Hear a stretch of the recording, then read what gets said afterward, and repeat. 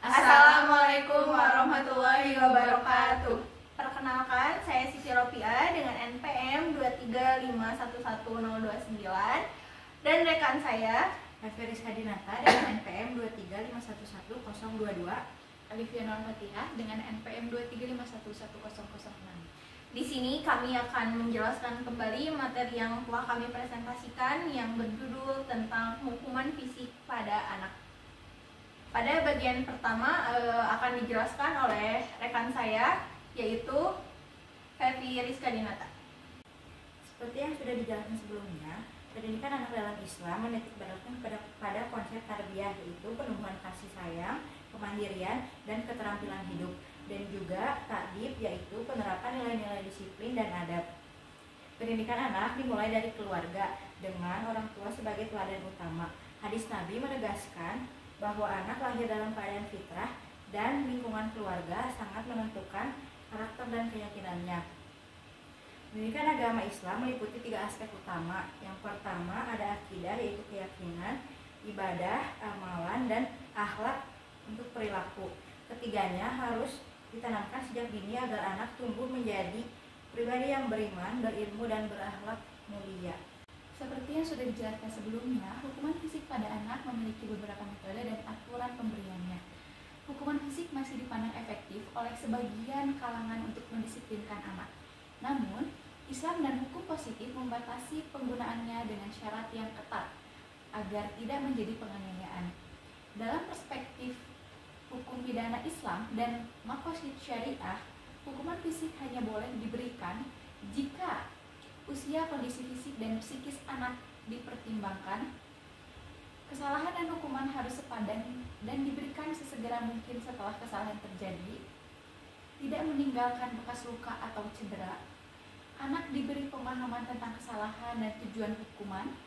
Hukum fisik menjadi pilihan terakhir setelah metode lain tidak berhasil, seperti diberikan nasihat dan juga diberikan pemahaman yang baik. Sunnah Nabi SAW menegaskan anak di bawah 10 tahun tidak boleh dipukul.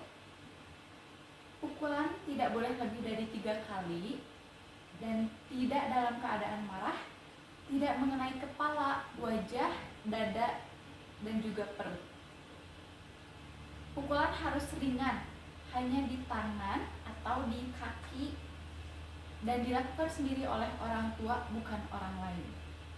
Metode pendidikan lain yang dianjurkan Islam meliputi keteladanan, kasih sayang, nasihat, komunikasi, bercerita, pemberian hadiah, dan hukuman, reward atau punishment yang bijak.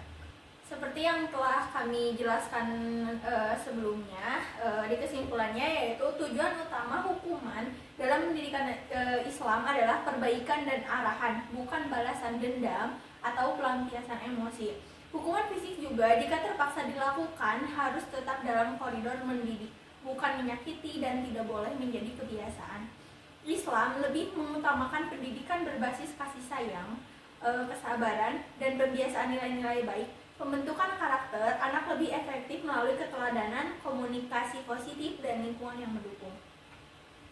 Hukuman fisik bukanlah solusi utama dan hanya boleh dilakukan dengan aturan ketat sebagai jalan terakhir atau sebagai opsi terakhir.